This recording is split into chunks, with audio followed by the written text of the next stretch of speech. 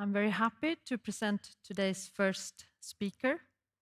We know that she has received many good advices from all of us here on how one of the world's leading research and innovation countries could be made even stronger.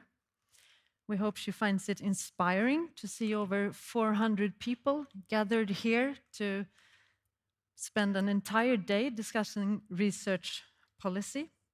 So please welcome Matilda Ernkrans, our Swedish Minister for Higher Education and Research.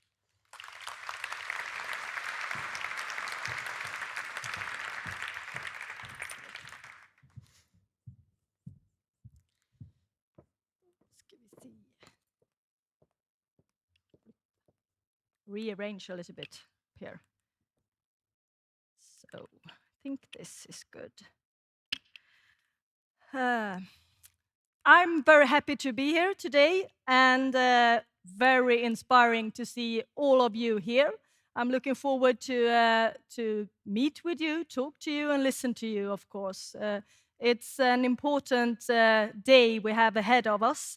And I would like to thank the organizers for all their hard work organizing this day and this conference.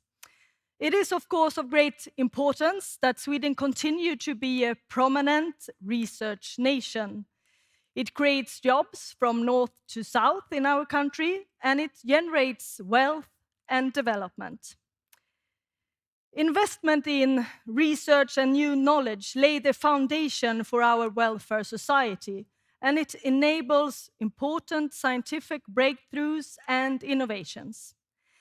It is important to have strong links between higher education, research, and innovation. Sweden has its strength because we have invested in the entire chain of higher education, research, and innovation. Even though we are a small country up in the cold north, we produce leading research in many fields. Examples are found in such areas as material science, climate research, but also in several medical fields. Sweden is also one of the world's most innovative countries, with world-leading universities and colleges, many among the top 100 in the world. But we must remember that our position cannot be taken for granted. It is a position that has been built slowly and patiently during a very long time through political decisions. By establishing educational institutions throughout the country and by investing in research. This has been good political choices, which have served our country well. And the work needs, of course, to continue. The international competition is strong, and without continued investments in education and research, we put our competitiveness and our ability to innovate at stake. The government has, under my lead, started the work with the next policy bill on research, planned for the autumn in 2020. We have appointed a new advisory body in research policy. It's an expert group with extensive knowledge of Swedish research and its international competitiveness. They will give important input to the bill. Many actors, many of you, have sent their views and recommendations to the government. Research funding organizations, universities, government agencies, companies, and other stakeholders' organizations. We now have started to analyze this input, about 300 contributions, necessary and important to take into account. But there is also a need for a good understanding of the concerns people face in their everyday lives. And we must show citizens that it is possible to meet a good part of these challenges with research and new knowledge. In this way, we can create belief in the future, and we can, for example, handle climate change without being caught in climate anxiety. The overall focus for the research bill is clear. Sweden is a leading knowledge nation, and that position should be defended. Bottom-up research must be safeguarded at the same time as research policy must respond to our global and national societal challenges. This will strengthen our society, create jobs, and give people hope for a more sustainable future. Research is, of course, a long-term activity and requires long-term conditions. This must be respected. The social challenges mentioned in the previous bill are still applicable, but it remains to be seen how we can deal with them in the best way. The UN sustainability goals will be an important basis for this bill. The greatest challenge of our time is clearly the climate change.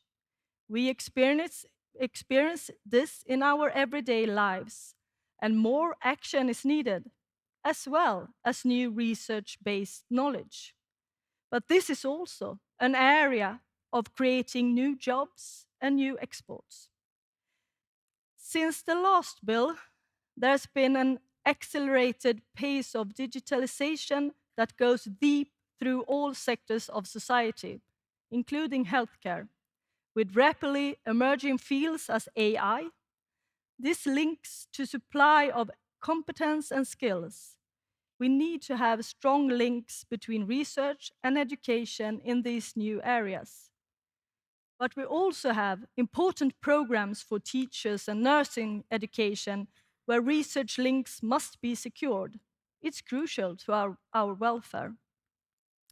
We also have major challenges where Sweden, as a country with strong research in life science, can contribute. We see this as a key area, not only because it generates new knowledge and better health for our citizens, but it's also a big economical gains in form of increased exports, new investments, and more jobs. A crucial part of research policy is to promote cooperation between universities and society. Such collaborations have built Sweden strong historically and led to important research and innovation and breakthroughs. The government has initiated new cooperation programs with business and academia, and they can connect to the research bill. Cooperation is the heart of the Swedish model, and we will strengthen it to increase the potential of innovation. I would like to highlight the importance of good conditions for doctoral students and researchers and increased gender equality. We must continue to address these issues in the forthcoming bill.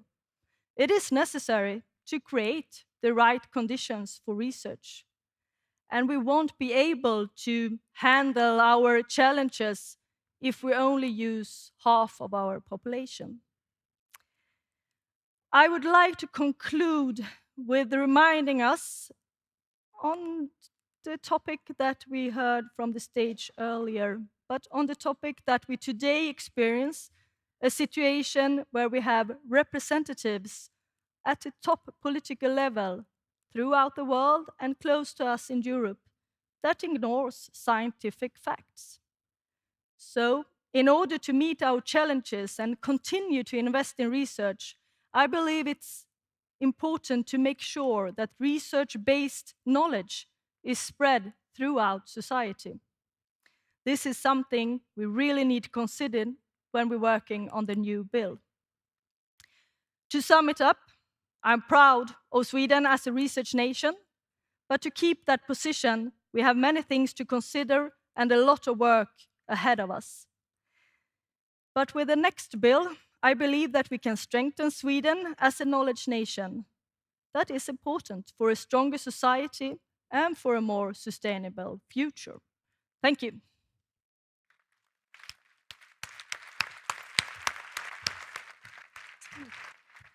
Thank you very much, Matilda Ernkrans.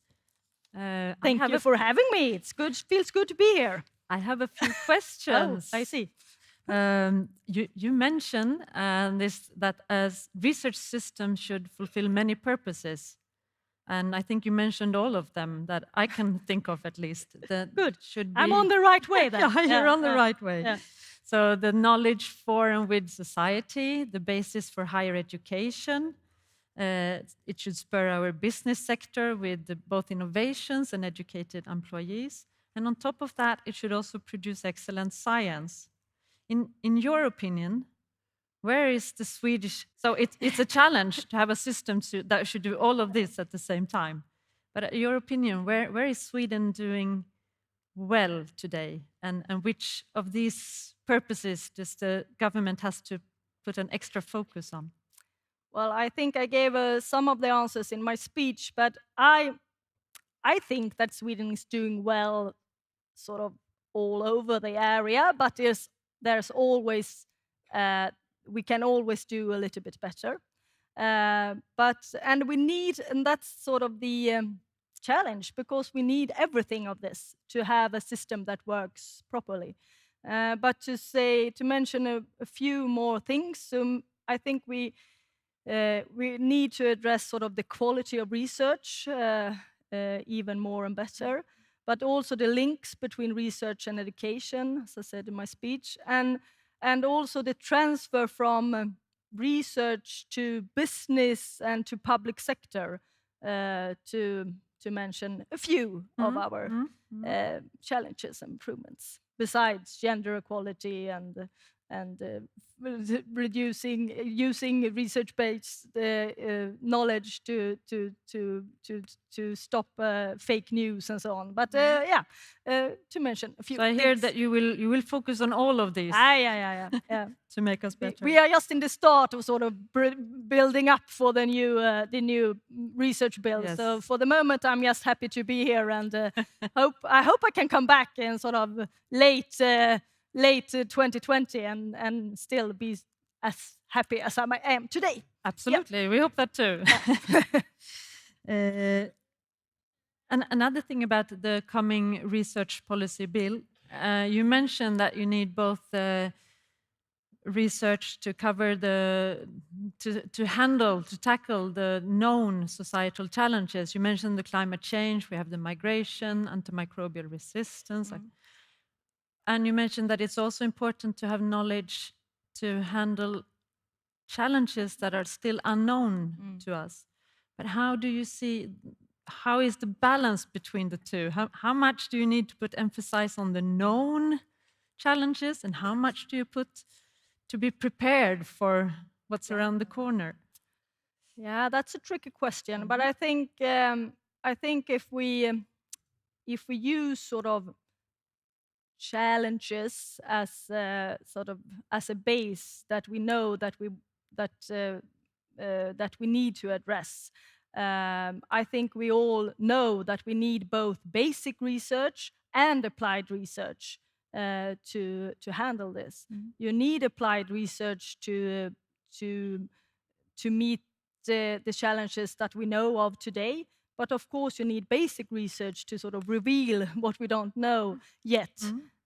So I think we need both. But if I want to add something, I think we'll need more of sort of multidisciplinary research and cross-sectorial research, because the challenges that we have here today and the ones we know that we need to face, such as climate change, but also health and so on, there are challenges that needs different kind of approaches, and that we work together from different perspectives. So you foresee quite a broad approach?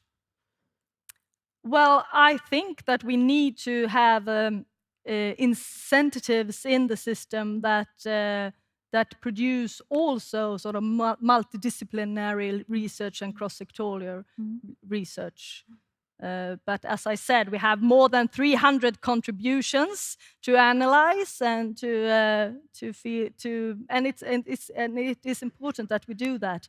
And also the adversary body, the expert group, they have a big influence on this bill, of course. So, and I think it's important to have this kind of dialogue when we are trying to form the next research bill, because you always need to have that this is long-term investments. So keep what's good and what we have started, but also add some things that we didn't foresee sort of some years ago. So it's challenging, but it's very rewarding to be the one who leads this work.